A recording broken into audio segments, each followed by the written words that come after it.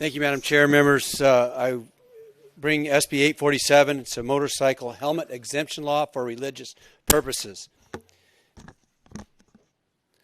There's a large population of people who wear turbans or patkas to express their religious beliefs who also ride motorcycles. Many states exempt adults over 21 from wearing helmets while riding motorcycles. Several other states do not require helmets at all. SB 847 would simply exempt Californians who wear a turban or patk for religious reasons from wearing a helmet while operating or riding a motorcycle.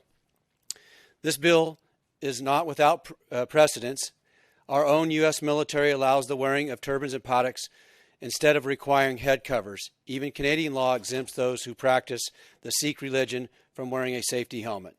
California is well known for its strict laws to protect people from themselves, even when it's their choice. My hope is that this committee will also consider protecting the freedoms for people who hold dear regarding their own diverse religious reasons in this state. Today I have with me Mandeep Singh, who is representing many motorcycle enthusiasts in California who want to be true to their faith. Thank you and welcome. Thank you. Good afternoon, Honorable Chair, Vice Chair, and member of committee. My name is Mandeep Singh. I am a businessman. I have been serving as a planning commissioner in city of Selma, and I'm a social worker. First of all, thank you so much for giving an opportunity to comment on this bill. This bill we definitely need. We have been needing this bill for a long time. We have been working here. We have history of more than 100 years in United States. And the turban, when we talk about turban, it's not just a covering. It has a deep meaning behind the turban. This denotes we believe in one God. Where from the Sikhism originated, people were practicing a lot of religions, a lot of gods. But my turban denotes we believe in one God.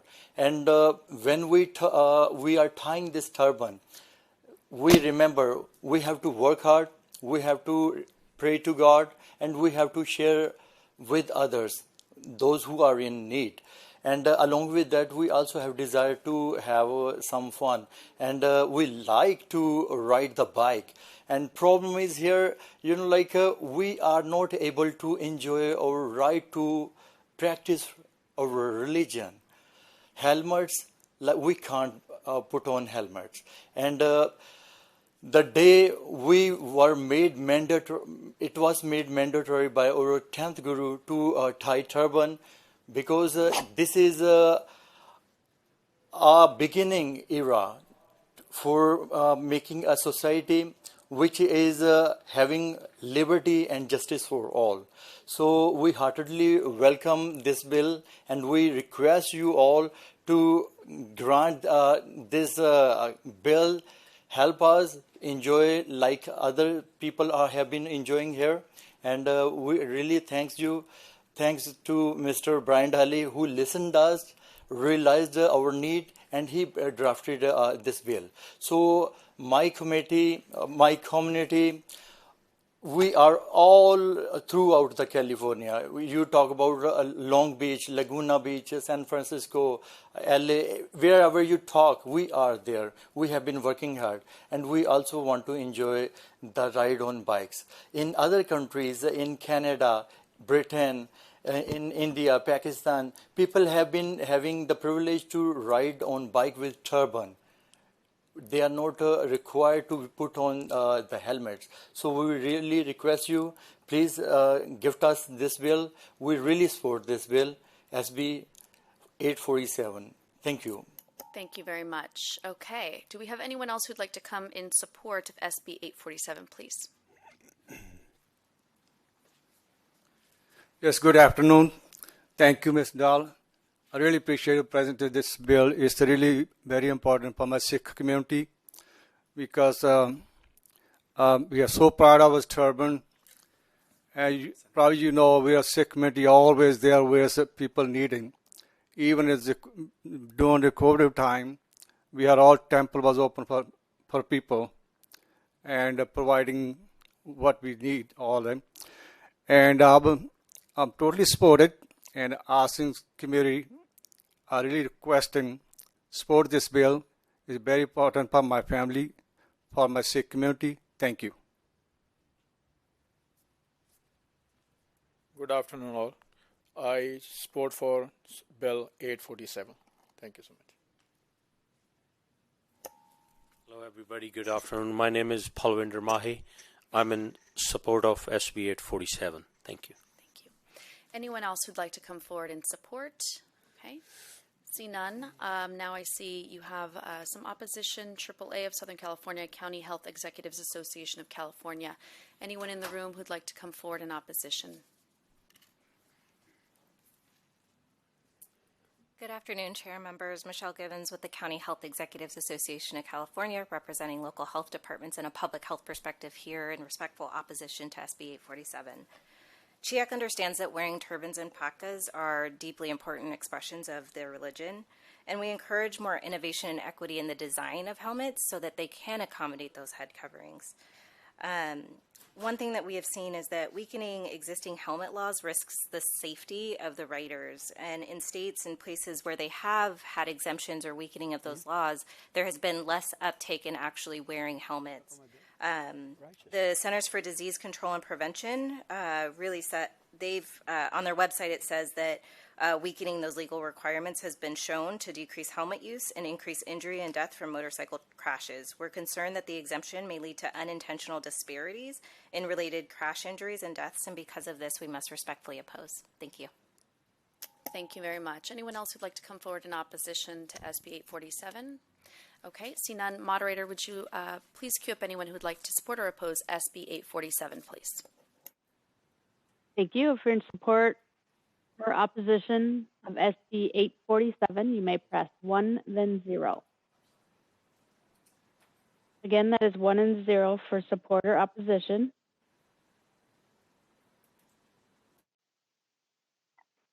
And Madam Chair, we have no one queuing up. Okay, thank you very much. Well, Senator Dahle, I actually want to thank you for bringing this forward. I will hold off on the bill today, and I'm going to explain why. But I know you and I had a brief discussion on this bill. Right now, I don't have any data on this. We've actually contacted the province of Ontario because we do really believe. I think there's merit in this, and I don't know why we haven't taken this up at this point. I also, in our research, we found that there are innovations through Tough Turban and a few other, which is incredible, to be able to create a market for these innovative designs and helmets. Right now, we know, though, that motorcycle helmet use rates are 53% higher than states with partial or no requirement, and have about 30% fewer fatalities. So that's, the realm that I'm working in as Chair of Transportation to ensure that public safety on our roads is upheld. But I also know that respecting your religious beliefs is also something that we need to balance. So with that, I've offered the author at some point, an opportunity for us to study this, to continue to meet, and I would love to continue to meet and understand a bit better about the community, because I agree, our Sikh community is very vibrant, and it's you're located in every corner of our state, including Long Beach. So with that, I look forward to more discussions, and I would offer up any additional questions or comments at this time from members. Senator Allen and then Sayarto. Yeah, well, first of all, let me thank both the chair and the author, because this was certainly, like you, Madam Chair, not an issue that I'd contemplated before, and I've served on this committee for quite some time. I guess after reading the analysis, and you and I had a little bit of a dialogue about this, but on pages 4 and 5, as the chair correctly mentions, there's a couple interesting companies that are doing work in this space. Bold Helmets, it's developed a bicycle helmet with a bulge designed to accommodate a hair knot that's covered by a patka. And then, of course, you've got Pfaff Harley Davidson that's developing this open source design for a tough turban. My thought is, it seems as though these sorts of products provide a real promising path forward as we try to balance people's religious rights with the very real public safety issues that have been raised by the opposition witness. and that I know that the committee very much shares. So I don't know exactly where this is going in terms of these conversations, but it seems to me that that ought to be where we really focus our efforts as we move forward in this area. So if I may, just first off, first I appreciate the chair setting my bill, which is the first thing we have to do before we can hear a bill. But I wanted to say, so I happened to pick up in the deferred area, which was Senator Nelson's area, the largest Sikh population in the United States, which is in the Yuba Sutter area. And so I had met these gentlemen, and I gave them my word that I would carry a bill that they had concern with, and so and then I'm not very familiar with their beliefs and their religion, and so I've been getting educated as well. And so when I had offered up studying, and they're like, we don't cover our head with anything else but what we cover our head with. So that's where we ended up with not doing a study, because basically I'm learning about their. So that's kind of where we're at today. Obviously, there's other arguments to be made. I mean, we don't require a helmet on a electric bike that does 35 miles an hour down the sidewalk in California that I'm aware of. You can go out here and rent one, and you don't have to wear a helmet. There's no helmet available when you rent one. So there's lots of other areas where we have mobility without helmets. And for me, it's more about the religious part of it. And there are, I think, 211,000. Some of the data I looked up, there's like 211,000 Sikhs in California.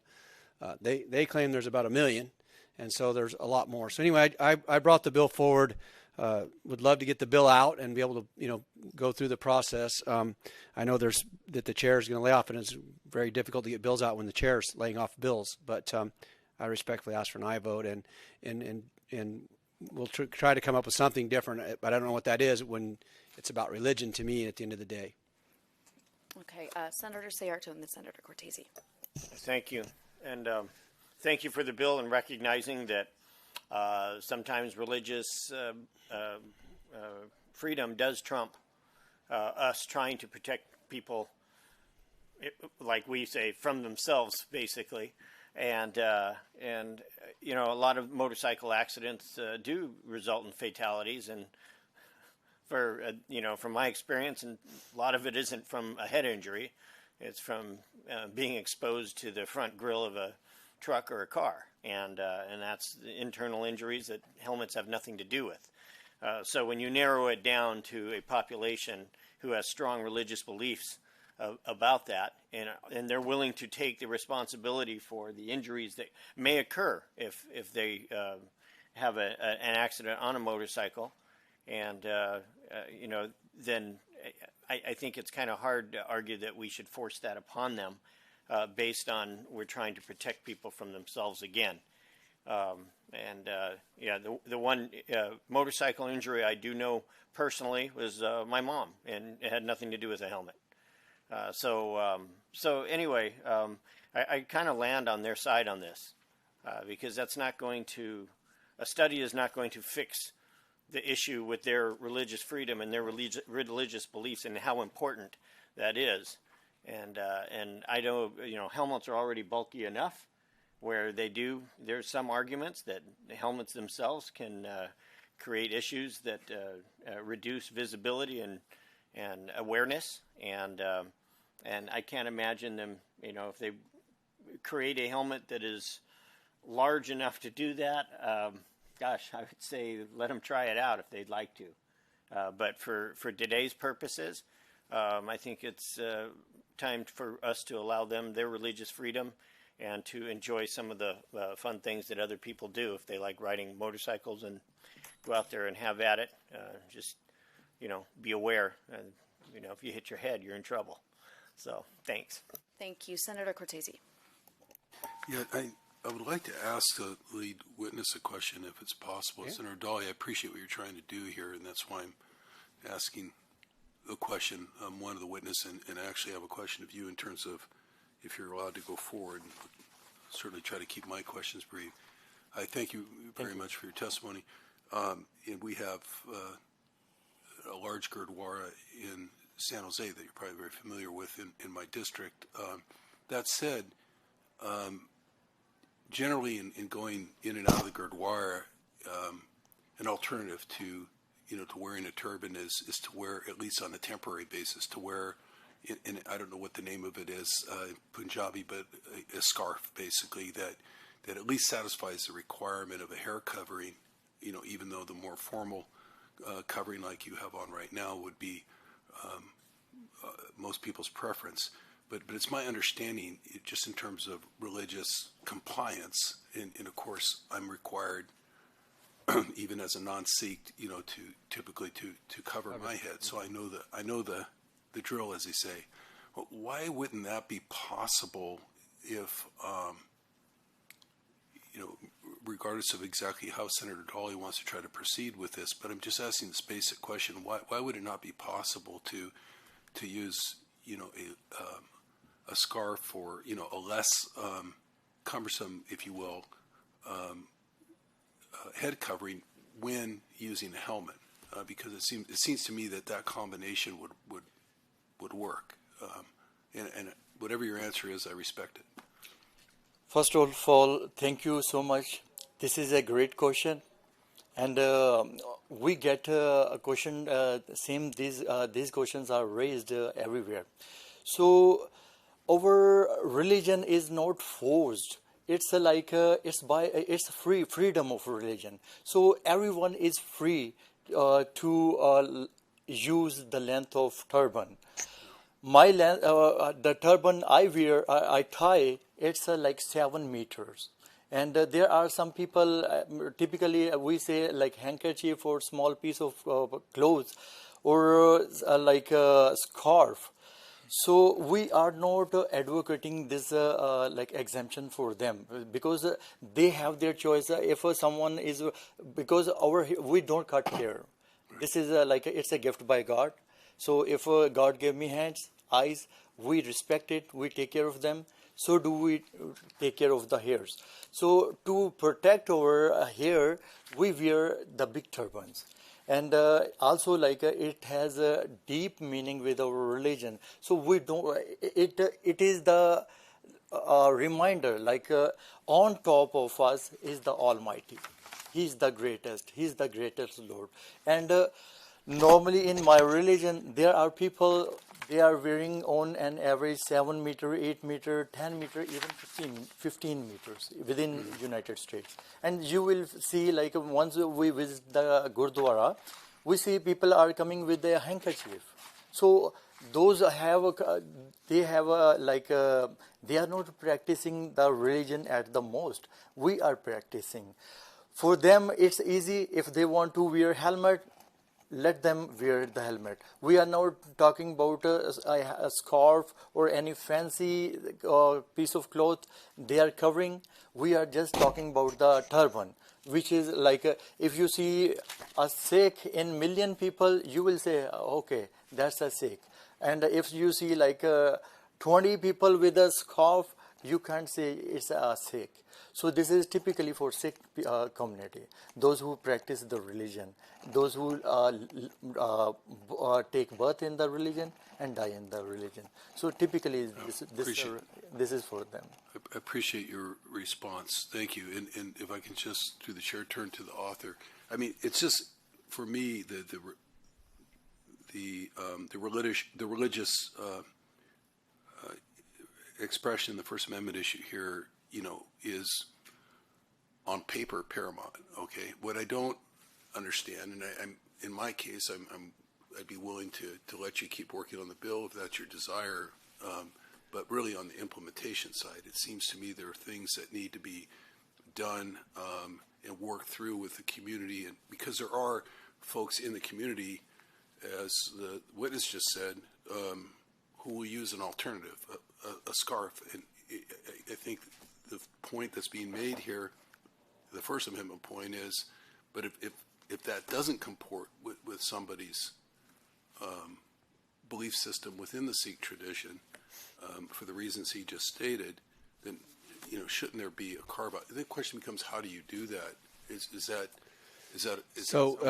some kind of a certification? Yeah, so I don't know what that, I mean, I'm trying to figure that out as I go through with this bill. And I asked that same question because I actually went to Yuba City. They have a meeting every year. I actually went to their gathering and met with many of the people who actually ride motorcycles, and many ones from Canada who come in, and they take the risk of getting a ticket, basically, because they're not going to take their head covering off and put a helmet on. So, and also talk to some of the folks in CHP, like, hey, when they see a group of association members who are riding motorcycles that are wearing a turban, they typically give them a warning and don't cite them, because they understand that it is a religious practice. And so we haven't got to the point where we're trying to figure out exactly how we narrow it down. We got to get through this committee first, and this is our first conversation to educate. First of all, many people don't understand their religion, including the author, who is trying to understand it. And the chair did offer to do a study bill or do something in that but they're really the sponsors of the bill, and they're constituents at the same time. And I'm learning a lot more about what their faith is about. And so, I mean, Mandeep basically told me, if you remove my head covering, you might as well, cut my head off too, because that's how they look at it. And so that's a very strong belief. And so anyway, I would love to be able to have the opportunity to continue to work on this bill if we can get it out of this committee. And I would commit to you to that look, this is a new territory where we haven't been before. And I think it's out of respect for their community and their faith. And they're genuinely, they're not trying to do this because they don't want to be safe. They believe that that first of all, their one God is going to protect them, number one. And number two, that they have a pretty good covering around their head as it is. And that's where the military came in. And, we have exemptions in military for them to continue to wear their camo, but they are able to wrap them the way they want. So those are some examples of some opportunities that we do have. And so I would love to get this bill out of this committee and continue to work on the bill. I know I got a long ways to go. But I think we do have to start, and out of respect for the community, have the conversation. Through the chair, I don't want to elongate the conversation. I just want to say I was looking for that, your willingness to work on those kind of details. From my standpoint, I don't pretend to be an expert on the religion per se, but true that you don't cut your hair a lifetime, and depending. I mean, really, fundamentally, what the issue becomes with the helmet is if you have a lot of hair, it isn't so much the turban itself that's to cover the hair; it has to be covered. But there really becomes a fundamental question of at some level, do you have to cut your hair to wear a helmet? I think. But that said, Madam Chair, I again don't want to overextend the conversation, but for my purposes, I want to hear that the author was willing to try to work out nuances that might involve a lot of discussions with the DMV in terms of how to vet, who gets that exemption and who doesn't, which is just an issue in and of itself. Thank you, Senator Cortez. Madam Chair, I move the bill. Okay. Vice Chair, Senator Allen. Well, I just want, just in terms of the actions that we take, I mean, it sounds as though you want to proceed with the bill in print. That's my understanding. If you do get the votes, I guess that's where we go. I mean, but I guess what I'd love to know is if you don't, is there a way for you to accept the amends with an understanding that you're going to keep working? Maybe you can persuade the chair to expand out, be a little more lenient. I don't know. I mean, I don't mean to get involved, but because I do think you're touching upon a very real issue. I think you've identified a real issue that needs to be addressed one way or another. I understand the committee's not prepared to just give a blanket exemption right now, but they certainly want to look into the issue. It looks like there's some other options that are out there. I just love to get a sense of.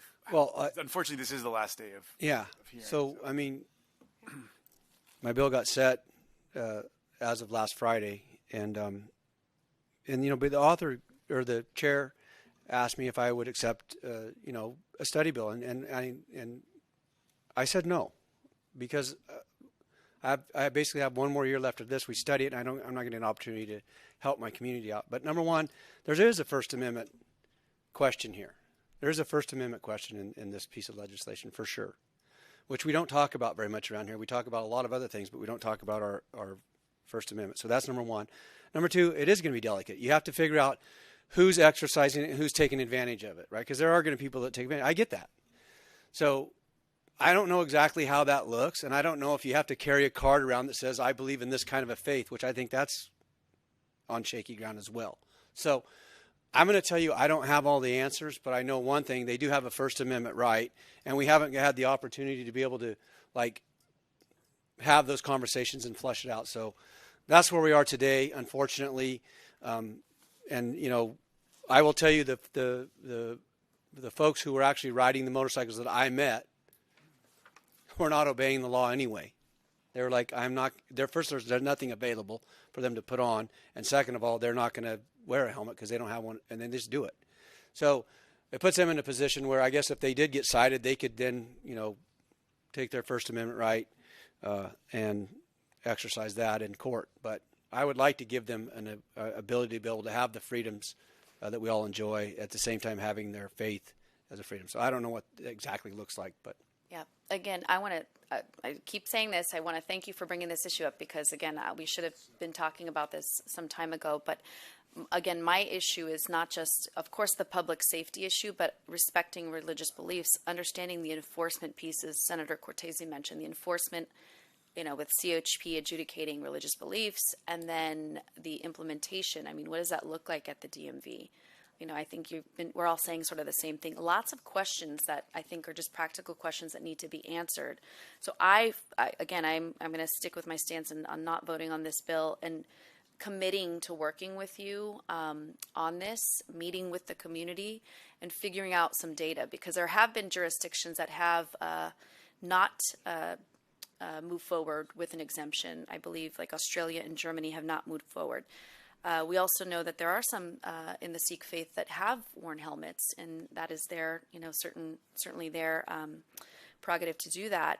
So there are opportunities, the innovations with helmets. I think there's lots of opportunities that I think that this committee should really discuss before we move forward. But I'll leave it there. I don't know if there's any other questions or comments. If not, Madam Chair. I was going to hesitate, but I've got to jump in. You know, I served with the Montebello Police Department, and I've seen motorcycle accidents. I've seen head injuries. And I know if this came before law enforcement, they would probably say, you know, God bless them, and honestly, the religion factors, but the law is the law, and there's the spirit of the law and the letter of the law, and we're here to adhere to the letter of the law, and the law that we would create would endanger probably more than would help. And so I'm going to lay off of it today with all due respect to the author and also to those in attendance, because I think there's still things that we can do, and it's just not today.